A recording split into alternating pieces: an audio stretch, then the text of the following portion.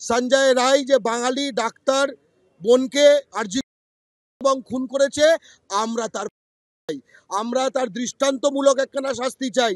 বাংলার মাটিতে আজকে বহিরাগতর দ্বারা বাঙালি নারীরা এভাবে লাঞ্ছিত নিপীড়িত হবে, এটা কোনো জাতি মেনে নেবে না। 14 দিনের জেল হেফাজত মানে হচ্ছে সিবিআই তাকে নিজের কাস্টডিতে আর চায় না, বা সিবিআই এমন কিছু দেখাতে পারেনি যে তার থেকে আর কিছু জানার আছে। ইন্ডিয়া টুডে এর আগে যে প্রতিবেদন করেছে তাতে বোঝা যাচ্ছে যে সিবিআই যা বলেছে কোর্টে, যে সুপ্রিম কোর্টে, যে এই একমাত্র জড়িত, পাইনি। আমরা খুব স্পষ্ট বলতে চাই, বিহার থেকে যার ফ্যামিলি এসেছে, সেই বহিরাগত সঞ্জয় রায় যে বাঙালি ডাক্তার বোনকে আরজি এবং খুন করেছে, আমরা তার দৃষ্টান্তমূলক একখানা শাস্তি চাই। বাংলার মাটিতে আজকে বহিরাগতর দ্বারা বাঙালি নারীরা এভাবে লাঞ্ছিত নিপীড়িত হবে, এটা কোনো জাতি মেনে নেবে না, বাঙালিও মেনে নেবে না, বাংলা পক্ষও মেনে নেবে না। তাই স্পষ্টত আমরা আজকে সকাল থেকে অবস্থান নিয়েছি। যেদিন ঘটনাটি ঘটেছে তার দুদিন পর থেকে বাংলা পক্ষ প্রতিদিন পথে আছে এবং আজকেও আমরা পথে আছি। আমরা এই বহিরাগত ক্রিমিনাল বাঙালি বোনকে এবং খুন করেছে যে সঞ্জয় রায়, যে সঞ্জয় রায় নয়, তার এবং আপনি যদি এখানে সার্ভে করেন এমনি বাঙালি দিদিদের এখানে, তারা বলছে আমাদের হাতে ছেড়ে দাও।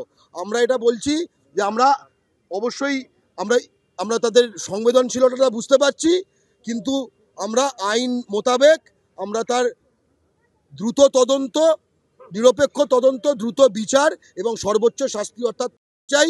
আমরা এই যে দিল্লিতে যে কাণ্ডটা ঘটেছিল, সে একই মাতৃভাষার লোকেরা লোকটি এখানে এই কাণ্ডটা ঘটিয়েছে।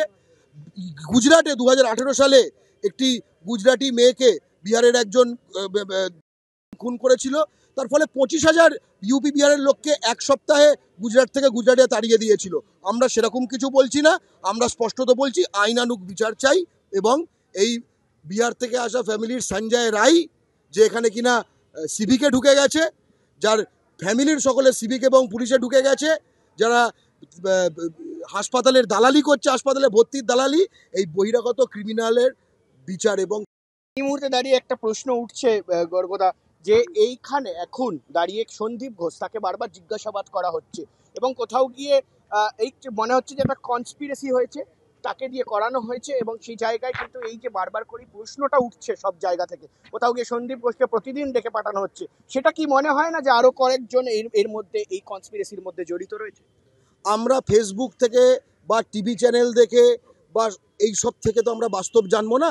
আমরা বাস্তব খুব স্পষ্টত জানবো যে এখানে ইনভেস্টিগেটিং এজেন্সি তারা কোর্টের কাছে অর্থাৎ প্রমাণযোগ্য কী কী জিনিস দিচ্ছে। প্রথমে আমরা দেখলাম গ্রেপ্তার করলো তার সঞ্জয়, যে প্রিন্সিপাল আরজি করের প্রাক্তন প্রিন্সিপাল সন্দীপ ঘোষ এবং সঞ্জয় রায় এবং তার পাশাপাশি যারা ডাক্তাররা সেদিন রাতে কর্মরত ছিলেন, তাদের কথায় অসঙ্গতি পাওয়া গেছে, সে কারণে পলিগ্রাফি টেস্ট করানোর দাবি জানানো হয়েছিল এবং কোর্ট সেটা মঞ্জুর করে নিয়েছে, এমনটা সূত্রের খবর। আমরা সম্পূর্ণ পূর্ণাঙ্গ তদন্ত চাই এবং এর ফলে যদি আর কেউ জড়িত থাকে আমরা তাদের সকলকে আইনের আওতায় তাদের গ্রেপ্তার করা হোক।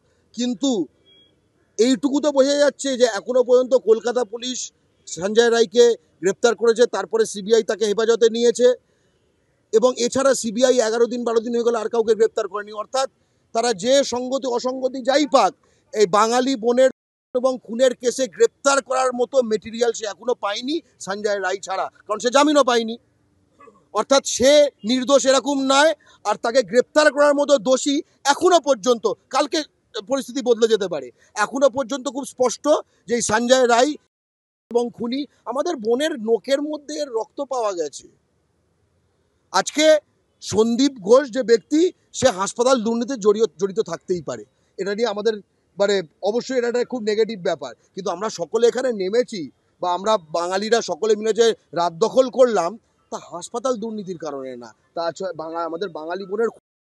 এবং যদি পাওয়া যায় যে সন্দীপ ঘোষ হোক বা এনিবডি, সে এর অ্যাসোসিয়েট ছিল এবং খুনের ক্রাইমে, আমরা তারও চাই। 14 দিনের জেল হেফাজত মানে হচ্ছে সিবিআই তাকে নিজের কাস্টডিতে আর চায় না, বা সিবিআই এমন কিছু দেখাতে পারেনি যে তার থেকে আর কিছু জানার আছে।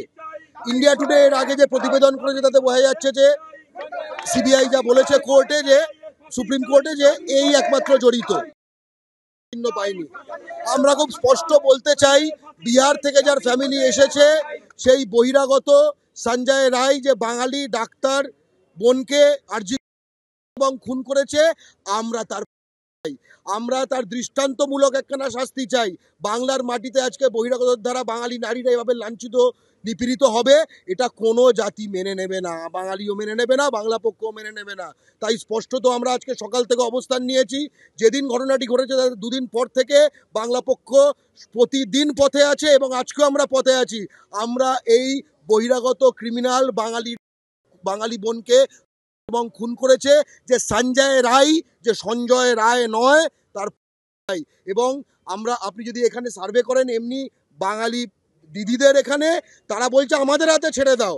আমরা এটা বলছি যে আমরা অবশ্যই আমরা আমরা তাদের সংবেদনশীলতা বুঝতে পারছি, কিন্তু আমরা আইন মোতাবেক আমরা তার দ্রুত তদন্ত, নিরপেক্ষ তদন্ত, দ্রুত বিচার এবং সর্বোচ্চ শাস্তি অর্থাৎ চাই।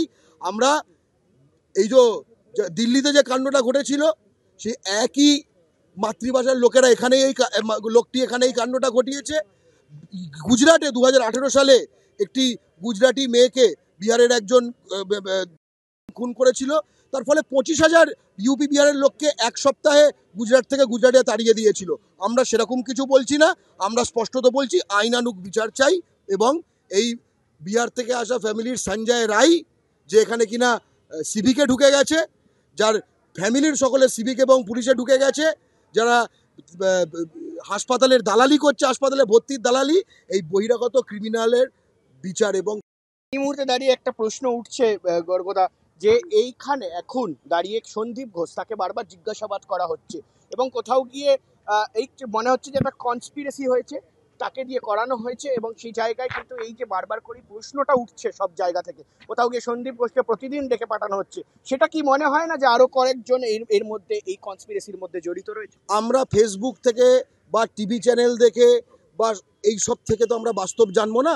আমরা বাস্তব খুব স্পষ্টত জানবো যে এখানে ইনভেস্টিগেটিং এজেন্সি তারা কোর্টের কাছে অর্থাৎ প্রমাণযোগ্য কী কী জিনিস দিচ্ছে। প্রথমে আমরা দেখলাম গ্রেপ্তার করলো কলকাতার তার সঞ্জয় যে প্রিন্সিপাল আরজি করে প্রাক্তন প্রিন্সিপাল সন্দীপ ঘোষ এবং সঞ্জয় রায় এবং তার পাশাপাশি যারা ডাক্তাররা সেদিন রাতে কর্মরত ছিলেন, তাদের কথায় অসঙ্গতি পাওয়া গেছে, সে কারণে পলিগ্রাফি টেস্ট করানোর দাবি জানানো হয়েছিল এবং কোর্ট সেটা মঞ্জুর করে নিয়েছে, এমনটা সূত্রের খবর। আমরা সম্পূর্ণ পূর্ণাঙ্গ তদন্ত চাই এবং এর ফলে যদি আর কেউ জড়িত থাকে আমরা তাদের সকলকে আইনের আওতায় তাদের গ্রেপ্তার করা হোক।